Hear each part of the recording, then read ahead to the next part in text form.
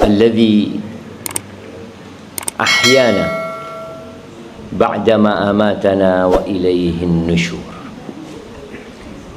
Segala puji bagi Allah Jalla Jalaluh yang telah menghidupkan kita, membangkitkan kita kembali setelah Dia mematikan kita.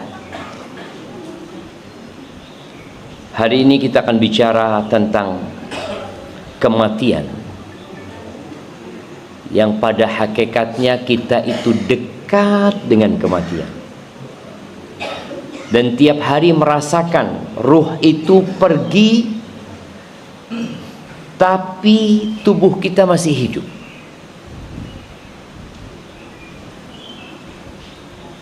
Kita semua tahu dengan kisah Ashabul Kahfi. Berapa tahun mereka tidur? 309 tahun. Apakah mereka merasakan kehidupan? Tidak. Mereka tidak mendengar, mereka tidak melihat. Dan tatkala mereka bangun, mereka merasa hanya sehari atau sebagian hari. Sebagaimana kita tidur, kita akan mati. Sebagaimana kita bangun dari tidur, kita akan dibangkitkan dari kematian. Semoga Allah Azza wa Jalla memberikan kepada kita ilmu yang bermanfaat dan rizki yang halal, serta amalan yang diterima oleh Allah Azza wa Jalla. Sayang kalau kita subuh-subuh capek datang ke masjid, tapi ternyata tidak diterima. Sayang kalau kita puasa sebulan penuh di bulan Ramadan, ternyata dosa-dosa kita tidak diampuni. Seperti orang yang bekerja keras, kemudian tatkala waktu gajian tiba, dia datang meminta gajinya. Lalu dikatakan kepada dia, yang engkau kerjakan tidak sesuai dengan permintaan kamu. Lalu amalan kita ditolak. Allahumma salli wa sallim ala abdika wa rasulika Sayyidina wa maulana Muhammadin wa ala alihi wa ashabihi ajma'in. Amma ba'd. Jamaah rahimakumullah, di antara tanda-tanda kiamat itu banyaknya mati mendadak. Dulu jarang kejadian pesawat jatuh, karena memang belum ada pesawat. Ya dulu belum ada pesawat itu. Tapi sejak adanya pesawat, satu pesawat mati. Dan kita bisa bayangkan, tatkala mereka booking tiket, kemudian melakukan check-in, apakah mereka berpikir akan mati di atas? Tidak ada. Hampir semua yang naik pesawat itu ada cerita lanjutan. Nanti kalau sampai bandara, saya yang pertama akan nunggu barang. Setelah barang keluar, saya akan pergi ke hotel ini. Nanti jam sekian akan ada acara. Itu kalau orang yang mungkin berangkat dalam rangka bekerja. Tapi ternyata semua rencana dia dan cerita yang hendak dia tulis dalam hidupnya putus. Banyaknya mati mendadak saat ini. Tabrakan motor. Hampir setiap mudik itu berapa yang mati? Insya Allah semuanya yang mudik itu rencananya balik lagi. Ternyata dia kembali kepada Allah Azza wa Jalla.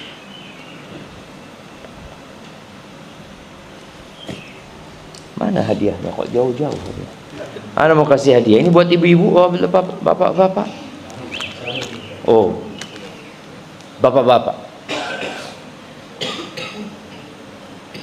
Mati mendadak itu tanda husnul khotimah apa su'ul khotimah? Siapa yang mau jawab? Mana mic-nya? Husnul khotimah, Ustaz. Kok bisa? Tidak disiksa dulu. Tidak disiksa dulu. Iya. Kalau dia tidak sholat, Nah, ya itu. kita kasihkan hadiahnya. Taib, kasihkan mic-nya kepada beliau.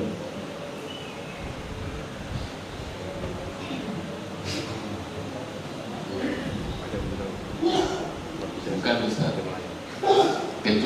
bukan husnul khotimah, kecuali kalau selama hidupnya dijalani dengan ketaatan, Terus mati. terus meninggal, baru husnul khotimah. Iya. Jazakallah khair, barakallahu fikum. Kayaknya cukup jawaban itu, jemaah. Tanda husnul khatimah itu adalah amalan sebenarnya. Jadi kalau dia mati dalam kondisi beramal soleh, berarti husnul khatimah, walaupun matinya hari Selasa. Karena ada hadis yang berkaitan dengan mati hari Jumat mungkin. Walaupun hadis itu diperselisihkan oleh para ulama keabsahannya. Nabi kita Muhammad alaihissalam tidak meninggal di hari Jumat. Belum meninggal di hari Senin alaihissalam. Jadi nggak semua yang mati hari Jumat husnul khotimah. Loh, iki mati habis pesta miras, Ustaz. Tapi malam Jumat, Ustaz. Insya Allah husnul khotimah. Ya enggak. Jadi tetap yang menjadi tolak ukur orang itu husnul khotimah amalannya. Nabi alaihi salatu wasallam mengatakan innamal a'malu bil khawatim. Amalan itu tergantung penutupnya.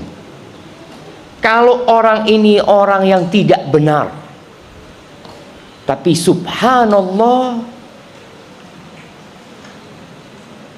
dia di akhir hayatnya bertobat, datang ke masjid ini kajian subuh, pulang tabrakan.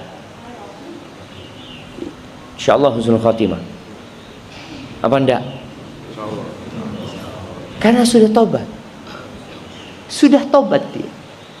Cerita yang membunuh 99 orang plus 1 ahli ibadah, 100 dia bunuh.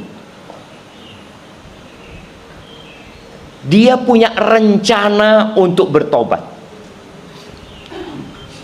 Setelah membunuh 99 orang, hatinya nggak tenang.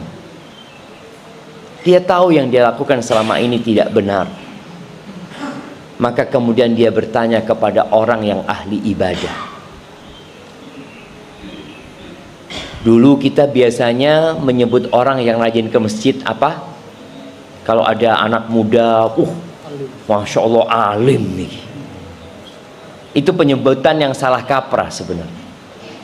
Sebutan yang tepat buat orang yang rajin ke masjid, yang ahli ibadah apa? Abid. Abid, orang ahli ibadah. Alim itu orang yang berilmu. Belum tentu orang yang abid itu berilmu. Dia cuma suka beribadah. Ini yang sudah membunuh 99 orang, ketika dia mau tanya tentang masalah dia, diarahkan kepada orang yang ahli ibadah. Yang ngomong, saya sudah membunuh 99 orang. Halli min taubah, apakah bisa aku tobat? Apa? Engkau sudah bunuh 99 orang, mau tobat? Dah ada sudah. Long dia ini ahli ibadah, belum tentu masuk surga. Kok ini sudah bunuh 99 orang? Nggak ada, kata dia. Akhirnya dibunuh nih orang itu. Kenapa? Karena dia menutup pintu kebaikan. Selesai. Kalau aku nggak ada cara untuk jadi orang baik, ya sudah, aku jadi orang jahat terus. Dia membuat orang ini putus asa. Tapi ternyata hatinya masih belum pas. Apa? Nggak mungkin aku ini tobat. Gitu. Lalu dia tanya sana, tanya sini, fadulla ala alim. Kemudian dia diarahkan kepada orang yang berilmu. Datang kepada orang yang berilmu, dia tanya, apakah saya bisa bertobat? Saya sudah membunuh berapa orang? 100. Oh, 100 sudah yang dibunuh. Kata orang ini, apa yang menghalangimu dari pintu tobat? Nggak ada. Hanya saja ada masalah engkau. Engkau hidup di kampung yang buruk dan jahat. Artinya sebuah tempat yang membiarkan dia membunuh sampai 99 orang. Ini tempat yang nggak baik ya. Maka kau pindah dari kampung ke kampung fulan. Di situ banyak orang-orang soleh. Fa'budillaha ma'ahum. Engkau beribadah kepada Allah di tempat itu bersama mereka. Berangkat dia coba. Tengah jalan mati. Artinya dia belum pernah sholat, belum. Baru niat mau jadi orang baik. Dan dia sudah bertobat. Buktinya dia meninggalkan kampungnya. Tapi ternyata dia mati di tengah jalan. Apakah itu tanda husnul khotimah? Malaikat pun berdebat. Malaikatur rahmah mengatakan dia sudah datang untuk bertobat. Kata malaikatul azab, loh dia belum beramal soleh. Gimana mau diambil sama malaikat rahmat? Enggak, kata dia. Itu bagianku, kata dia. Akhirnya Allah Azza wa Jalla mengirimkan seorang malaikat untuk mengukur ya wujud manusia.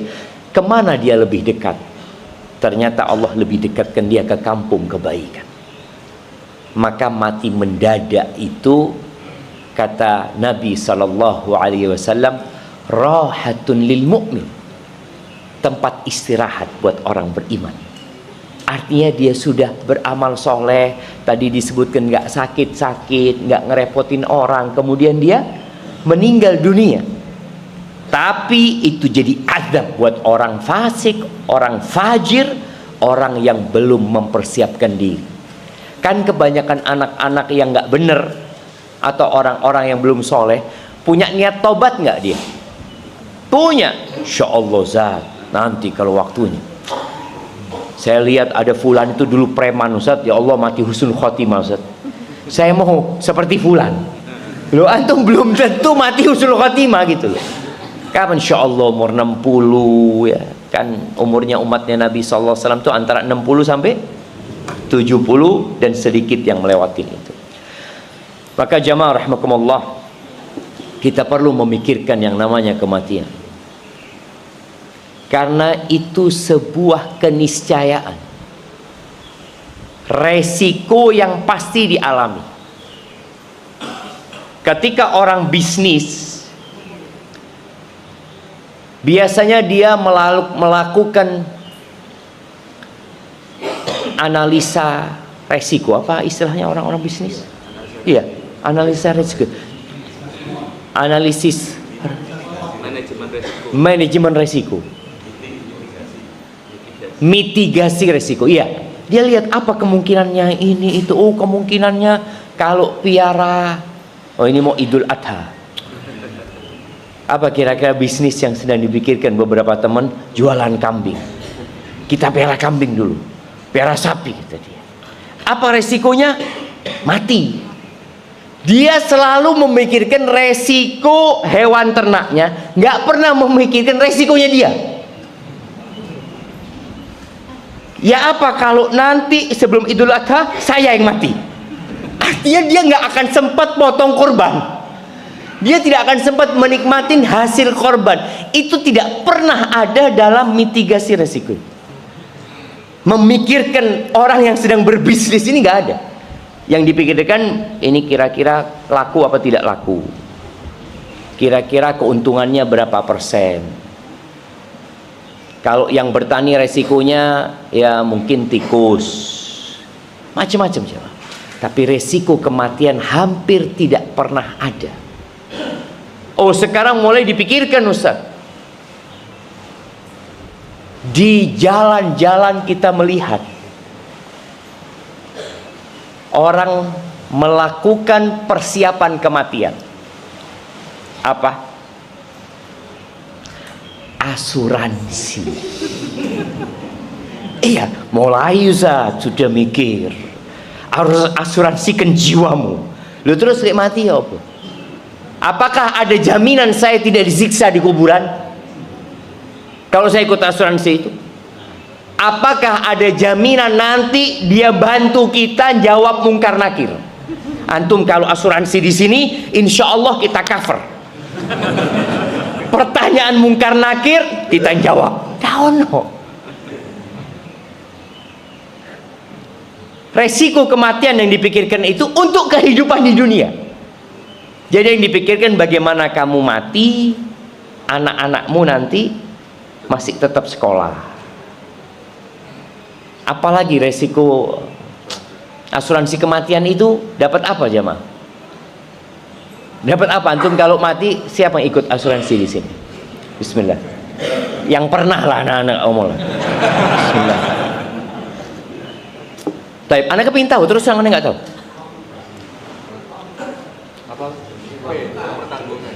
Uang duka. Oh, jadi yang hidup yang dapat.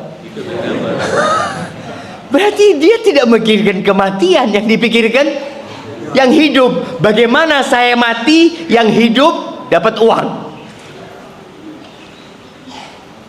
Kita kadang-kala lupa memikirkan diri kita. Pernah ada seorang yang dalam kondisi sakaratul maut. Biasanya keluarga datang, istri nangis ya. Anak-anak nangis karena masih kecil, orang tua nangis karena ini adalah yang berjuang menjadi tulang punggung keluarga. Akhirnya orang ini tanya, kalian kenapa nangis? Iya, kalau engkau meninggal, siapa nanti yang kasih nafkah kita? Aku akan jadi janda, anak-anak jadi yatim, ibu masih ya butuh biaya. Kata orang ini, loh, kalian ini mikirkan kehidupan kalian, nggak mikir kalau saya mati ditanyai apa di kuburan.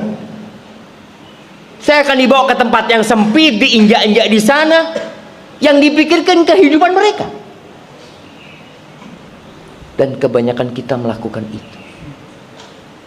Jadi bukan kesian sama yang mati ini, ya Allah, amalannya turun cukup. Kesian sama yang mati ini, dia belum punya rumah, dia belum pernah bangun masjid di muka bumi ini. Dia sholatnya cuma yang wajib. Tidak ada dia sholat 12 rakaat untuk bangun masjid. Dia akhlaknya juga biasa-biasa aja. Kesian. Kita tidak memikirkan itu. Jamaah rahimakumullah, kafa bil mauti wa'idan. Ada sebuah athar yang mengatakan cukup kematian itu sebagai penasehat. Tidak perlu ngomong panjang lebar. Harus gini, harus gini. Cukup lihatan itu mati. Masjid ini dibangun karena permintaan atau wasiat atau arahan dari yang meninggal dunia. Dia mempersiapkan diri, dia ingin punya masjid. Dan kita tahu pada saat Covid itu banyak orang mati. Sehari bisa di satu kampung itu 2, 3, 5. Dan ketika mau dikuburkan tidak boleh. Bayangin, orang ini mati, nggak mau dikuburkan, masyarakat tidak mau menguburkan dia di pemakaman umum, dibikin pemakaman khusus. Takut apa? Takut yang mati nanti di kuburan tertular Covid ini. Loh, iki wis mati. Loh, kenapa nggak boleh dikuburkan di kuburan umumnya, Mak? Loh, nanti gimana kalau nulari? Kan kesian. Wis mati ndak ono. Subhanallah, jamaah. Akhirnya sebagian keluarga sulit untuk mengunjungi keluarganya karena dikuburkan di tempat yang jauh. Cukup kematian itu sebagai peringatan. Di surat Al-Anbiya, surat yang cerita tentang para nabi, di ayat 35, Allah Azza wa Jalla mengatakan kepada Nabi Muhammad SAW, memberikan peringatan kepada beliau bahwa beliau akan mati. Wa ma ja'alna li basharin min qablikal khuld. Kami tidak pernah menjadikan buat satu manusia pun sebelum engkau keabadian. Nggak ada. Makanya cerita ada orang yang, ya ini kalau cerita-cerita orang-orang terdahulu, ada yang minum dari air keabadian kemudian tidak mati-mati. Nggak ada. Lalu kata Allah, afa immitta fahumul khalidun. Apakah kalau engkau mati orang-orang akan kekal? Nggak ada. Di ayat lain Allah mengatakan, innaka mayyit wa innahum mayyitun. Sesungguhnya engkau mayyit. Kita biasanya menyebut mayit itu kalau sudah mati. Orang hidup ini semua akan menuju ke situ. Mayyit. Wa innahum mayyitun, dan semua mereka itu mayit. Dunia ini tidak punya masa depan. Ada seorang yang ahli ibadah, ketika dia akad dengan seseorang, jual beli sama seseorang, ditulis dari seorang mayit yang bertanda tangan di bawah ini, mayit fulan, sebagai pihak pertama. Kemudian pihak kedua, mayit fulan. Itu orang yang mau tanda tangan, loh, saya kok mayit di sini? Loh, bukan mayit sampai. Loh, masih hidup saya. Iya, tapi akan jadi mayit. Maka diingatkan kita dengan kematian supaya angan-angan kita tidak terlalu panjang, jemaah. Sebagian sibuk bangun rumahnya dengan indah, masjid di kampungnya sempit dan jelek. Karpet di masjid kampungnya kasar, karpet di rumahnya halus, jemaah. Engkau nggak kepingin punya karpet yang indah? Ya kepingin, makanya anak taruh di rumah. Kalau taruh di rumah, engkau nggak akan menikmati. Tapi kalau engkau taruh di masjid kampung, belikan karpet yang enak, yang...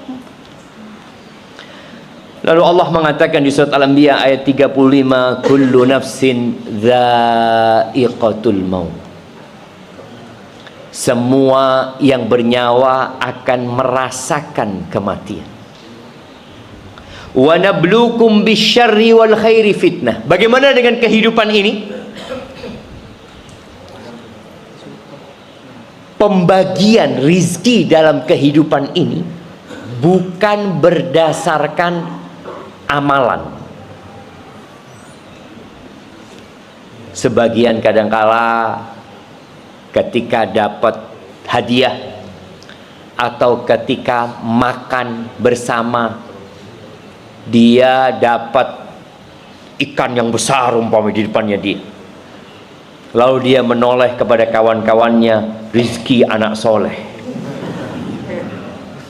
Soleh nih, ikannya paling besar. Bukan. Pembagian rizki dalam kehidupan ini bukan berdasarkan amalan. Buktinya Nabi Musa alaihissalam menjadi penggembala kambing selama 10 tahun, Fir'aun jadi penguasa. Kalau berdasarkan amalan seharusnya yang paling kaya siapa? Para nabi. Kenapa para nabi sulit hidupnya? Ini orang-orang zalim, orang-orang kafir hidup dalam kenikmatan. Bukan. Allah menjadikan pembagian rizki, peristiwa-peristiwa di dunia ini sebagai materi ujian.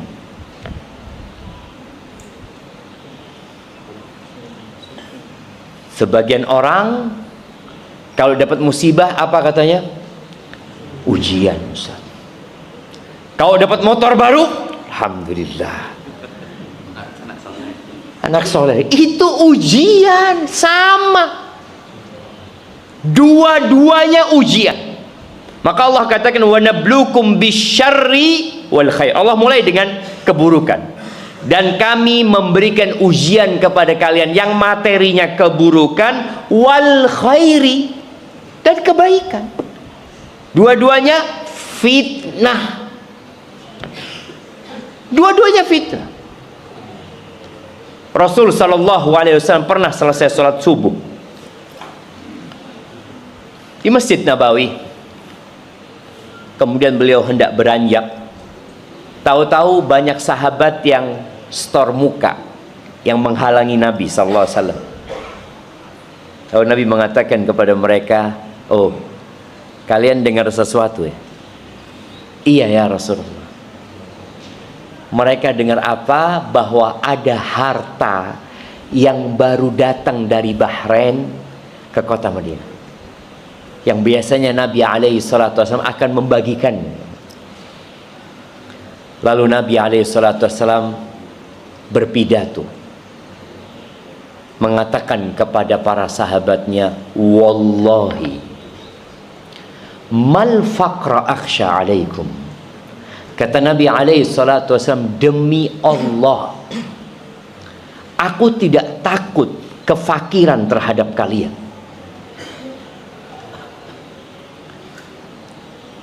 Ada sebuah hadis lain yang mungkin kita biasa dengar, kadal faqru ayyakuna kufran. Hampir-hampir kefakiran itu mengantarkan kepada kekufuran. Hadisnya ini lemah, jemaah. Namun ada hadis yang sahih yang kita baca tiap pagi dan petang yang berkaitan dengan kefakiran. Siapa yang membaca hadisnya? Saya kasih hadiah. Masya Allah, kasihkan hadiah. Tiap pagi dan petang kita baca doa, Allahumma inni a'udzubika minal kufri wal faqri wa a'udzubika min adzabil qabri. Ya Allah, aku berlindung kepadamu dari kekufuran dan kefakiran, dan aku berlindung kepadamu dari azab kubur. Kefakiran ini dapat menjadikan sebagian orang semakin taat, tapi kadangkala juga merepotkan. Berapa banyak orang yang gara-gara fakir sulit datang kajian karena dia harus bekerja terus, dia harus lembur, dia harus ini itu. Tapi ada orang yang fakir tetap dikasih nikmat sama Allah. Nikmatnya apa? Fakir dan pengangguran. Pengangguran itu nikmat apa enggak, jemaah? Lawangnya nikmat, rezekinya nikmat. Oh, di antara dua nikmat yang banyak kita lupa, kata Nabi SAW, sehat dan waktu luang. Waktu luang. Antum tidak punya pekerjaan, nganggur, ya Allah, alhamdulillah, alhamdulillah, ya Allah. Oh alhamdulillah, iya, alhamdulillah, sejak anak di PHK sehari 10 juz baca Quran. Coba tidak di PHK, yo kerja terus. Kadang-kala kita kalau melihat sesuatu itu ujian buat dia. Engkau sekarang dikasih pengangguran, dipakai buat apa waktumu? Mancing. Maka ingat, berkaitan dengan kekufuran itu tergantung bagaimana manusianya. Kalau dia orang yang beriman, boleh jadi ketika dia dikasih masalah dari sisi ekonomi, dia rajin berada di saf pertama. Bahkan dia nggak pulang dari masjid. Maghrib Isya di masjid, Masjid Mundami sini sudah kata dia. Kenapa? Mau ngapain di rumah, Ustaz? Ahsan di sini iktikaf cari pahala sudah. Ana mungkin nggak bisa punya kebun sawit di sini, tapi ana bisa punya kebun kurma di surga Allah Subhanahu wa taala. Dia sudah berpikirnya, sudah. Ini ujian gitu loh. Ini benar-benar Allah berikan ujian. Yang dikasih sehat ujian. Berapa banyak orang gagal dikasih ujian sehat? Kasih ujian sehat pagi Ahad sepedaan. Keliling nanti pulang jam 9, Masya Allah. Sakit, kasih ujian sakit, ya Allah. kepingin melok kajian di Mundamian. Loh, dia baru sadar dengan nikmat itu ketika sakit. Dan Rasul SAW mengatakan kepada para sahabatnya, wallahi mal faqr akhsha alaikum, demi Allah aku tidak takut kalian ditimpa kefakiran. Kita tahu bagaimana semangatnya sahabat menuntut ilmu dalam kondisi mereka fakir. Umar bin Khattab itu ketika datang ke kota Madinah, ya, hidupnya susah. Dia menggembala, dia menjaga gembalaan onta atau kambing, ya, dengan satu orang Ansor bergantian. Jadi waktunya Umar jaga, orang Ansor ini disuruh masuk ke kota Madinah. Engkau ngaji sama Rasul SAW. Nanti kalau udah dapat ilmu kasih tahu aku. Besoknya Umar yang turun, dapat ilmu dikasih tahu yang Ansor ini. Artinya tidak membuat semangat mereka menuntut ilmu jadi redup. Tapi kadangkala orang kalau dikasih harta malah tidak ngaji.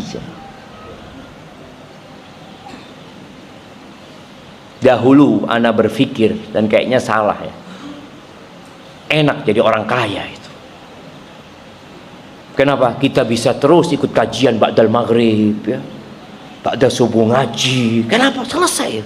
Buka keran di rumah yang keluar fulus. Khalas. Tapi ternyata fitnah harta itu berat. Elon Musk sampai hari ini masih cari fulus enggak ya? Loh, masih. Pernah Elon Musk sudah saya istirahat, saya pensiun. Malah berpikir Elon Musk mau bikin kampung di mana? Di Mars. Bukan ngaji dia, enggak, anak mau ngaji sudah fokus. Mudah-mudahan Elon Musk dikasih hidayah. Antum pernah doakan Elon Musk enggak? Oh, kita ini doakan orang-orang yang fulus, orang-orang yang kalau dia masuk Islam insya Allah dampaknya besar kepada dakwah ini, doakan. Ternyata orang yang banyak hartanya malah sulit untuk datang ke majelis ilmu. Ada satu kawan, ketika dia jadi pegawai di sebuah toko, dia setiap izin sama pemilik tokonya mau datang kajian, dikatakan jangan karena jam kerja. Dan seorang muslim harus seperti itu. Jangan karena antum sudah ngaji, bosnya juga sudah ngaji, ada kajian tutup toko, bismillah ngaji. Loh, kalau antum kontraknya buka jam 9, tutup jam 4, ya antum lakukan. Loh, ada pengajian, ini ustadz jarang-jarang datang. Online, tidak apa-apa. Bismillah, Allah kasih kemudian. Kalau enggak, ya nanti setelah selesai kerja antum bisa sekarang nonton rekamannya. Ini pegawai, masya Allah, dia berdoa minta sama Allah, ya Allah, aku kepingin jadi pengusaha ya Allah, supaya lebih bebas. Orang kalau pengusaha itu kan, ya dia kapan mau buka toko, kapan dia mau tutup, terserah dia, milik dia. Dia cerita, setelah ana jadi pengusaha, punya toko usaha ini Ustaz, malah ana nggak melok kajian Ustaz, online Ustaz. Kenapa? Karena dia berpikir kalau tutup rizkinya kurang Ustaz. Fitnah dunia itu dahsyat. Maka cerita para sahabat Nabi setelah meninggalnya Rasul Sallallahu Alaihi Wasallam dan dibentangkannya rizki buat mereka, mereka cerita, kami gagal. Seperti yang disebutkan oleh Nabi SAW. Yang aku khawatirkan, wa innama akhsha an tubsata alaikumud dunya kama busitat alal ladzina min qablikum. Yang aku khawatirkan ketika dunia dibentangkan buat kalian, sebagaimana dibentangkan untuk umat-umat sebelum kalian. Fatanafasuha, di sini penyakit nih. Lalu mereka bersaing, berkompetisi untuk mendapatkan dunia itu. Sebagaimana kompetisi yang dilakukan oleh umat-umat sebelum kalian, dan dunia itu menghancurkan mereka sebagaimana telah menghancurkan orang-orang sebelum kalian. Kaya itu nggak apa-apa, tapi ingat itu ujian. Jangan sampai ketika antum jadi kaya, antum berpikir oh ini karena amal solehku. Bukan. Ini karena saya sudah hijrah. Lah. Para sahabat Nabi radhiyallahu taala anhum ketika mereka hijrah dari Mekah ke Madinah, hidupnya tambah senang tambah susah? Susah secara ekonomi ya. Sebagian tidur di masjid tidur. Nggak punya rumah, nggak punya kerabat di tempat itu. Hampir 80 lebih yang tidur di masjid. Sekarang masjid tulisannya dilarang tidur. Ya memang seharusnya dipikirkan. Masjid ini harus memikirkan. Ketika bangun masjid, ada tempat buat tidur. Buat orang-orang supaya dia dapat tempat istirahat, di mana di situ ada ilmu yang disampaikan, di mana di situ ada ibadah yang ditegakkan. Ini orang mungkin nggak sholat, numpang tidur di masjid. Tapi ketika dia tidur di masjid, waktunya sholat, dia nggak enak tidur. Akhirnya dia sholat. Mudah-mudahan masjid kembali melaksanakan tugasnya untuk menjadi Islamic Center. Ya, masjid itu dulu Islamic Center, tempat semua kegiatan di masjid. Jadi kembali kepada kematian, bahwasanya pembagian rizki di dunia. Kalau antum lihat ada fulan, masya Allah Ustaz, fulan ini Ustaz kaya raya Ustaz, padahal tidak pernah sembahyang Ustaz. Ana soh pertama Ustaz, baru di PHK Ustaz. Nah. Wa ilaina turja'un, dan kita akan kembali kepada Allah Subhanahu wa taala. Makanya orang kalau kena musibah, yang dia harus ingat adalah Allah, bukan dunia ini. Dia katakan inna lillah wa inna ilaihi raji'un. Kita semua akan mudik kembali kepada Allah Subhanahu wa taala. Kira-kira berapa tahun lagi antum akan hidup? Nah, kita tanya. Antum kira-kira. Kalau keinginan,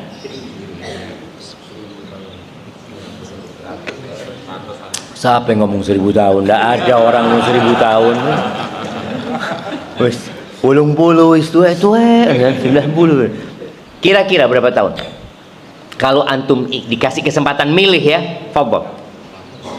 Antum boleh milih 200 tahun, tadi ada 1000 tahun ya, 150 tahun, atau berapa? Bukan tidak tahu. Milih, orang suruh milih. Kalau kapan antum mati tidak ada yang tahu kita jemaah. Kalau suruh milih, kira-kira milih antum mau meninggal umur berapa? Berapa? 160? Di atas 60. Di atas 60. Oh, bisa 160. Kasih gelasnya buat beliau. Ahibati fillah, kalau kita lihat orang sekarang disuruh milih, memang ada orang-orang yang ingin hidup 1000 tahun umpamanya jemaah dalam kehidupan ini. Tapi dia tahu, melihat orang kalau sudah 90 tahun ya, hidupnya penuh dengan penderitaan. Ditinggal mati istrinya, ditinggal mati anaknya, ditinggal mati cucunya, ditinggal mati sohib-sohibnya. Dia cuma sendirian sak kampung itu, yang paling tua. Loh, wis mati kabeh. Kehidupan pun kadang-kala menjadi penderitaan buat dia. Rasul sallallahu alaihi wasallam menyebutkan a'mar ummati baina 60 wa 70. Umur umatku itu antara 60 sampai 70. Nah, kita akan kasih hadiah yang lewat 70. Lewat 70. Berapa Bapak? Oh, pas 70. Lebih sehari.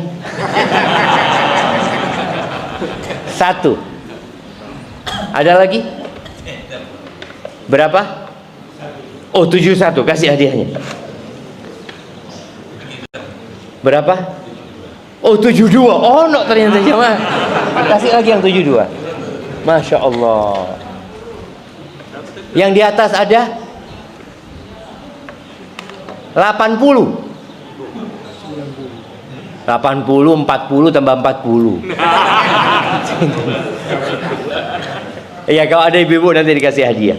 Tapi kita lihat jumlah yang lebih dari 70 sedikit. Kita akan tanya sama yang 72, yang seumuran sama bapak, teman-teman, ada berapa bapak?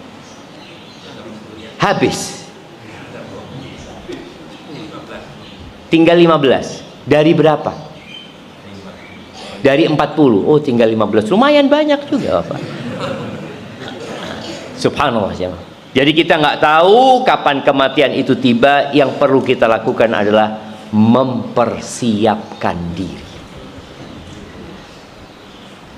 Datang seorang kepada Dawud At-Ta'i, salah satu penasehat lah dia. Di Kufah, dia meninggal tahun 162 Hijriah. Orang ini minta wasiat. Dan ini penting buat kita jamaah, untuk punya guru. Jadi antum sekali-kali datang ke rumah ustaz. Datang ke rumah ustaz, jangan ustaz yang terkenal. Karena ustaz yang terkenal itu sudah sulit untuk ditemui. Jangan antum, keluarganya mengeluh. Jadi ya, waduh ustaz ki repot loh, ustaz. Keluarganya ngeluh, apalagi antum.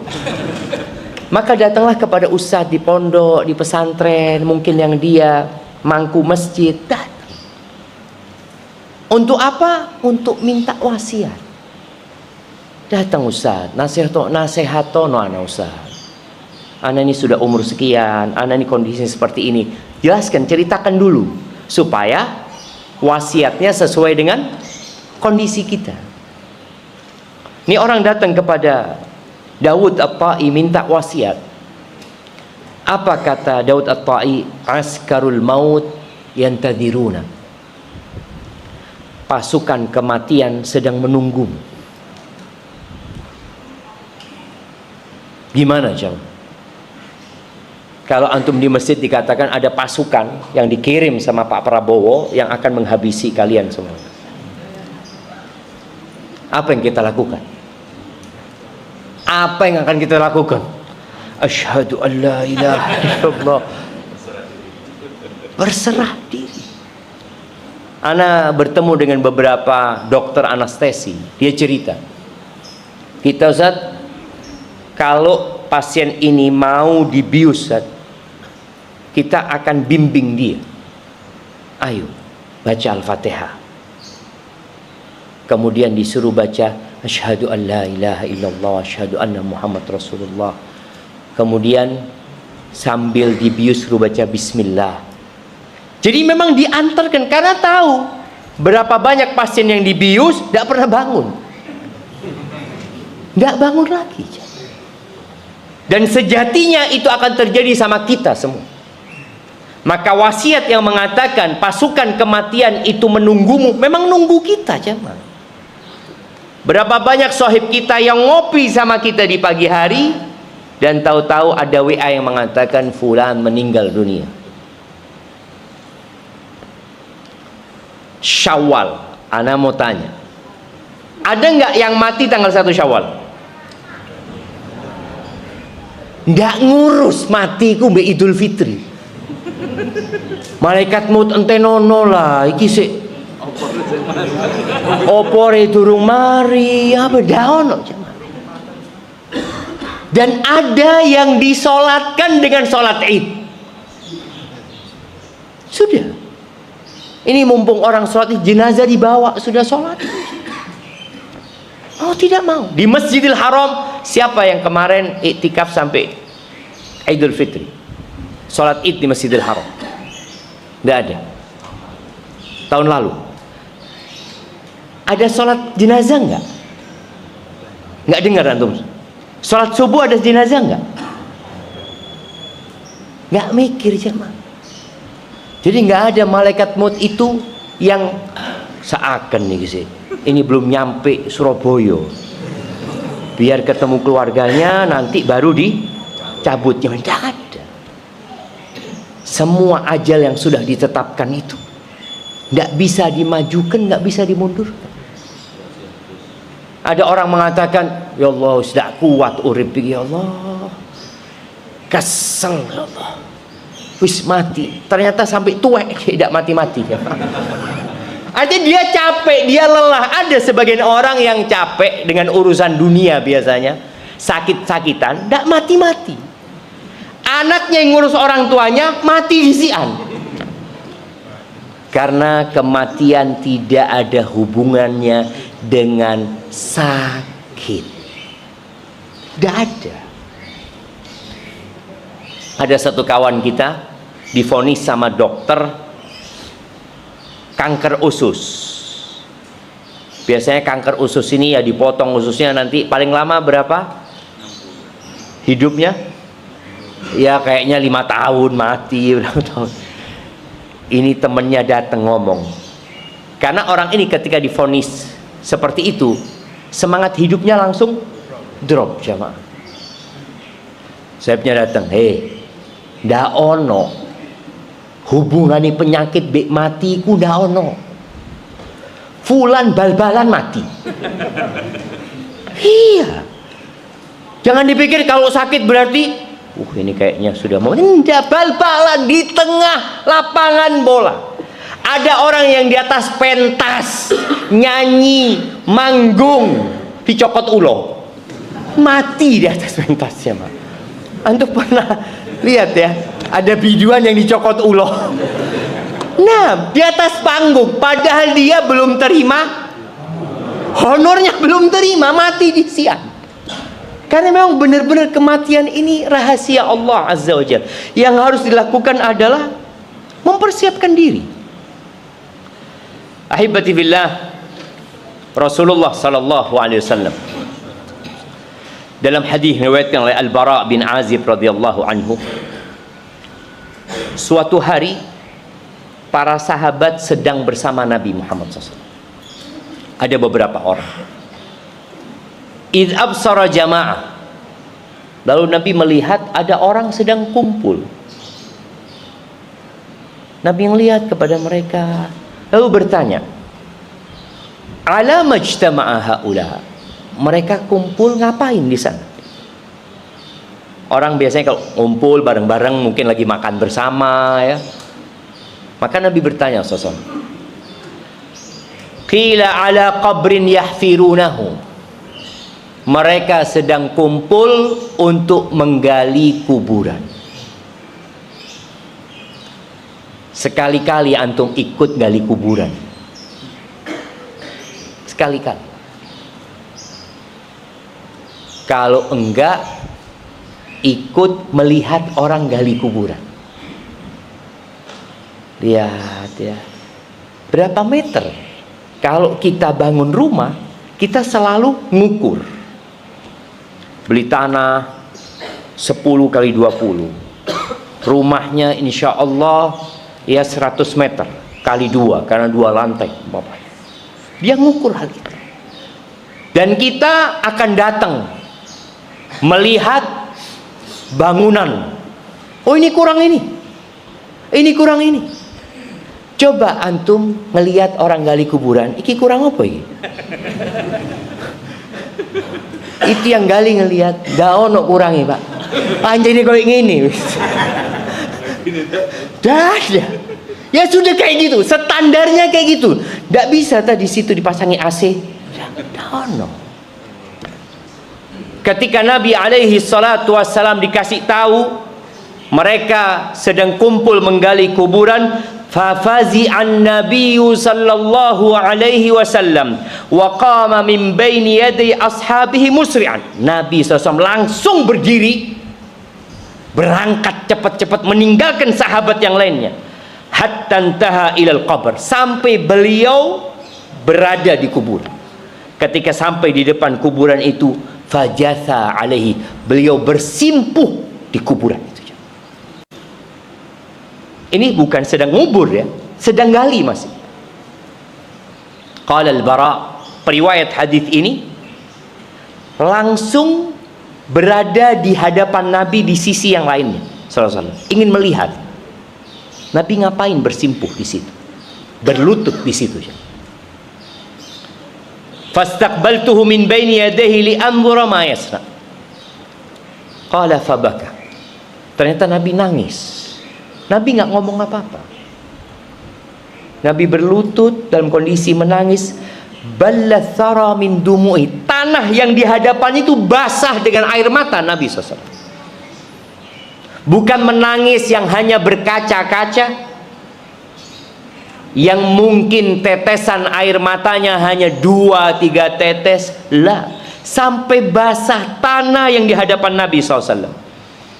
Thumma aqbala alaina. Setelah itu beliau menghadap kepada kami. Awalnya melihat kepada kuburan sambil menangis. Setelah itu beliau menghadap kepada kami mengatakan, ai ikhwani, limithli hadzal yaum fa'aidu. Wahai saudara-saudaraku, yang untuk seperti ini, yang untuk hari seperti ini, hendaklah kalian merencanakan, membuat persiapan. Kemarin tatkala mudik, kita semua persiapan. Yang dipersiapkan pertama, kalau dia mudik dengan mobil sendiri, apa yang akan dia lakukan? Dicek mobilnya, dibawa ke bengkel, anginnya dilihat, olinya diganti, akinya dicek. Ya apa? Bismillah, insyaallah. Siap-siap. Oke, kendaraan sudah siap. Lalu apa yang akan dilakukan? Membawa barang-barang. Sebagian orang karena barang yang dibawa banyak dan mobilnya kecil, dia taruh apa namanya di atasnya itu? Apa? Roof box. Dia pasang roof box. Dia atur barang-barang tersebut. Bagaimana barang-barang ini tidak ada yang jatuh. Kemudian ketika ada yang gerak, dia ikat.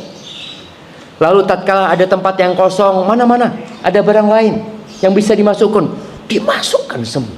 Ini sebagai kotak yang dia akan bawa ke kampungnya. Oh, mau bawa oleh-oleh, bawa ini, dipersiapkan semua. Padahal dia akan mudik hanya 10 hari. Kita akan kembali kepada Allah berapa hari aja? Selamanya aja. Dan tidak ada kesempatan untuk balik. Kalau ada yang lupa kita mudik, kita bisa telepon orang di tempat kita, pembantu apa, tolong itu dikirimkan pakai kargo atau apa. Tapi kalau kita sudah kembali kepada Allah, selesai. Allah Azza wa Jalla mengatakan, ya ayyuhalladzina amanu, di akhir surat Al-Munafiqun.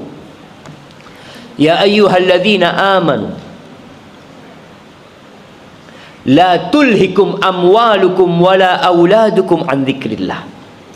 Wa may yaf'al dzalika fa ulaika humul khasirun. Wahai orang-orang beriman, jangan sampai harta-harta kalian dan anak-anak kalian membuat kalian lalai dari mengingat Allah Subhanahu wa taala.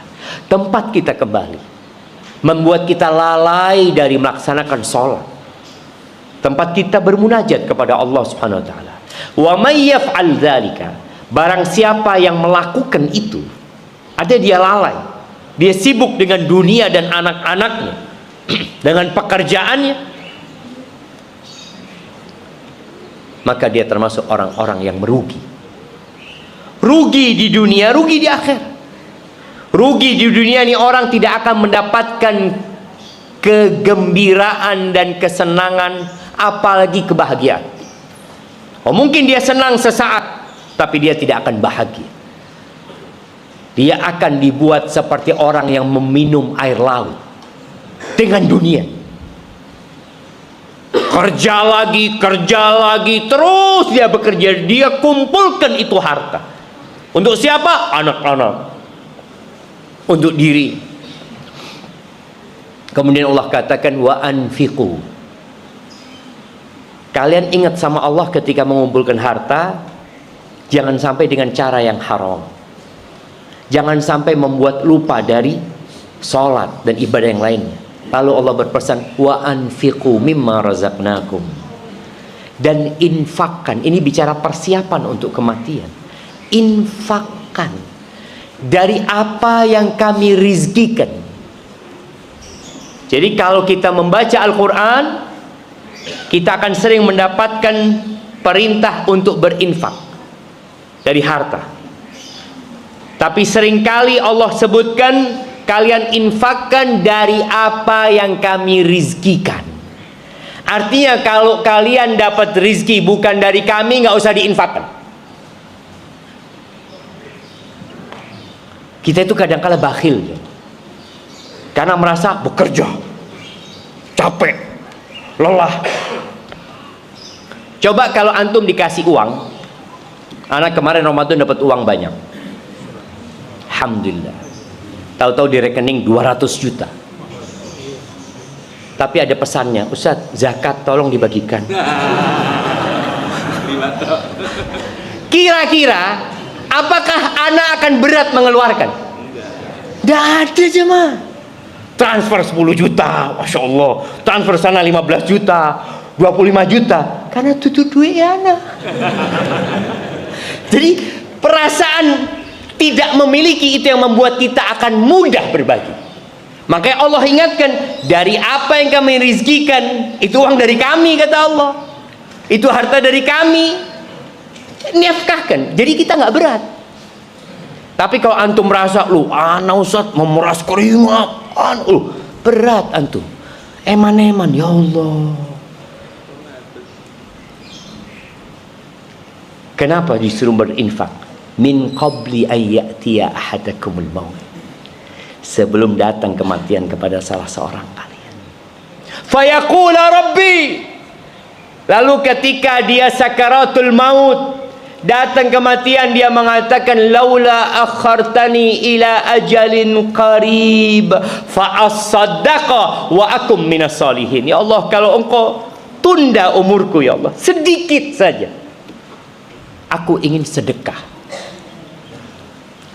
Pertanyaannya, sebutkan 5 keutamaan sedekah. Masih ada hadiah. Nah, kenapa nih orang kalau mau mati yang diinginkan sedekah? Kok nggak ingin, ya Allah tunda dikit ya Allah, anak mau haji. Tidak ada. Saya mau kurban, atau saya ingin sholat malam, saya ingin sowan ke orang tua. Nggak ada. Yang diinginkan apa? Sedekah. Wa akum minas solihin, dan aku ingin menjadi orang-orang soleh dengan melakukan sedekah itu. Siapa yang mau nyebutnya? Nah, fadhal.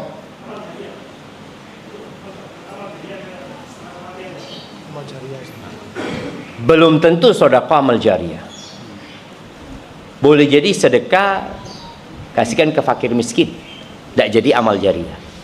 Amal jariyah kan kayak masjid ya, yang pahalanya terus mengalir. Tapi kalau kita berikan kepada fakir miskin ya selesai. Enggak, bukan itu. 5, ana minta 5 ya. Oh, yang belakang itu udah dapat hadiah tadi. Belakang belum dapat hadiah? Mau ini. Iya, kasih mic. Nah. Hah? Kok 1? 5? Itu 5 saudara. Yang mana yang mau 5? 5? Oke, antum cuma 1, ini yang 5. Loh, kok pegang HP tapi 5 ini? Dia takut anda.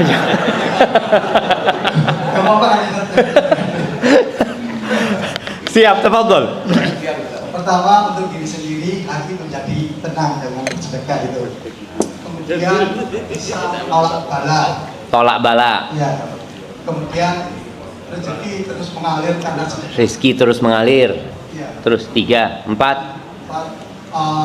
Secara spiritual akan mengalir terus juga pahala. Kalau sedekah jariyah. Ya. Tapi yang kelima. Yang kelima, membantu orang yang membutuhkan. Itu kan. Ini semua mati. Ini sudah mau mati, nggak mikir rizkinya lancar, nggak mikir terus tadi mau tenang, yang penting mau kasih hadiahnya, nggak apa-apa coba. Menularkan kebaikan, menularkan kebaikan. Menularkan kebaikan. Ya, cukup sudah jemaah. Atau antum punya yang spesial berkaitan dengan kenapa dia memilih mati? Antum belum jawab. Oh ya, dia sudah pegang mic, biarkan. Nah, jangan ditiup itu. Dapat memadamkan murka Allah. Dapat memadamkan murka Allah Azza wa Jalla. Hadiahnya 100.000, antum sedekahkan nanti ya. Baik jamaah. Ya, yang disebutkan tadi benar semuanya insyaallah, bahwa sedekah memiliki banyak fadilah. Tapi yang perlu diingat, sedekah ini amalan yang tidak memerlukan waktu panjang. Dia hanya butuh berbicara. Dia ngomong, "Nak, itu sawah wakaf buat masjid, undami." Selesai. Tapi kalau sholat harus wudhu. Apa mending dia sakit-sakitan wis. Berat lagi. Kalau haji dia butuh waktu panjang. Tapi kalau sedekah tinggal ngomong. Itu wakaf buat ini ya. Itu buat ini. Atau kalau sekarang Masya Allah. Mana HP Bapak? Ya. Transfer 1M. Saldo tidak cukup. Saldo tidak cukup kata dia. Yang penting niat. Nah, berarti sedekah tadi fadilahnya banyak sekali dan dia tidak merugi. Kenapa? Karena dia yang mengumpulkan harta itu. Dia yang capek, dia yang bekerja, kemudian jatuh warisan. Dia bakal ditanya pada hari kiamat dua hal tentang urusan harta. Dari mana dan kemana? Anaknya cuma ditanya, ya sama, nanti akan ditanya dari mana kemana. Tapi ketika anak ini dapat uang warisan 10 miliar, ditanya dapat dari mana 10 miliar? Warisan. Bapaknya dapat dari mana 10 miliar? Waduh, ini dapat dari sini, dari sini. Yang itu kayaknya tidak benar dapatnya. Maka orang ini ingin supaya hasil kerja dia nikmati di kuburan. Maka karena kita belum mati, usahakan antum pulang dari masjid ini ada yang antum sedekahkan. Dan yang paling baik berbagi itu dengan siapa? Dengan orang tua kita.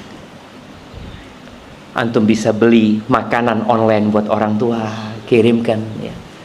Atau antum tulis wasiat. Kalau antum nggak mau dibagi hartanya sekarang karena masih terlalu cinta sama harta, antum bisa wasiat. Tulis wasiat bahwasanya 1/3 hartaku kalau aku mati wakaf buat masjid, wakaf buat ini. Jadi ketika anaknya, bapaknya mati, dapat surat wasiat, waduh, wis diwasiat nobe bapak, nggak apa-apa. Dan taruh wasiat itu mungkin sekarang bisa di notaris ya, atau di mana, jadi ada wasiat. Bikin wasiat karena kita semua bakal mati. Itu sebuah kepastian. Kalau hartanya banyak, kalau hartanya sedikit tidak usah wasiat, biarkan ahli warisnya menikmatin. Karena memang itu menjadi kewajiban orang tua ya, untuk memperhatikan anak-anak dan keluarganya. Ahibati fillah, itu yang dapat anda sampaikan. Kurang lebihnya mohon maaf. Yang benar dari Allah Azza wa Jal, yang salah dari diri anda pribadi. Allah dan Rasul yang terbebaskan dari kesalahan itu. Subhanakallahumma bihamdika asyhadu an la ilaha illa anta astaghfiruka wa atubu ilaik. Wassalamualaikum warahmatullahi wabarakatuh.